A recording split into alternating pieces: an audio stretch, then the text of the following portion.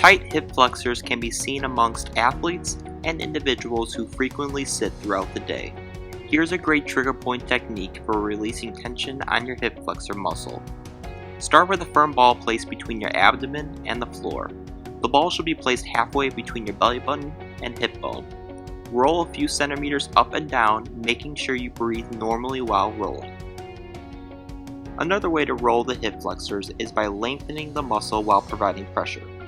You can do this by placing the ball in the same spot as before and slowly lift your trunk up, keeping your hips pressed down against the ball.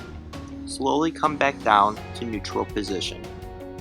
Need more help foam rolling? Check out our other foam rolling videos at achievelocal sports.com.